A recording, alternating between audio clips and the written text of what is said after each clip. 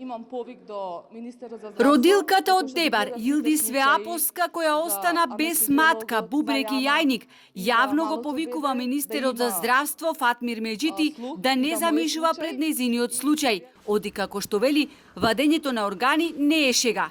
Јас сум, додава таа, половина човек, практично инвалид, и најмалку што очекувам од новиот министер е да го раскринка случајот, а обвинетите доктори никогаш повеќе да не облечат бел мантил.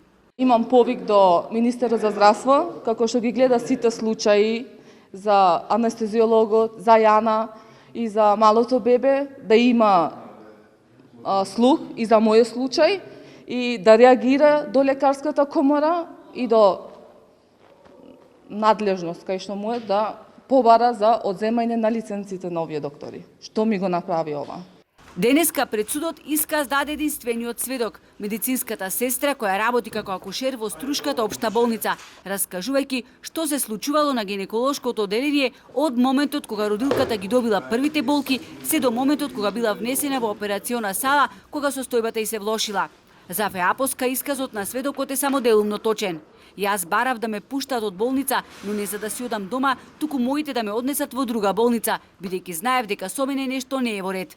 Судењето продолжува на 21 јуни. Тогаш во судницата ќе се појават професори од Институтот за судска медицина. Тука ќе има малку тактика, бидејќи одбраната има доставено своји медицински вештачења, кои се косат со вештачењето судска медицина, и тука предвидлив исход на одлуката на судот ќе биде да се обезбеди супер вештачење, што ќе обремени поставката, но и ние сме подготвени за тоа, бидејќи знаеме што се случувало за време на операцијата и знаеме кој ќе биде конечниот исход на оваа поставка. Инаку, обвинителството цени дека при укажување лекарска помош, тројцата доктори, Мухамед Асани, неговиот син Блертон Асани и Лилијана Јовановска, примениле очигледно неподобно средство и начин на лекување врз пациентката, со што предизвикале влошување на нејзината здравствена состојба. Тие се гонат за кривично дело, тешки дела против здравјето на луѓето.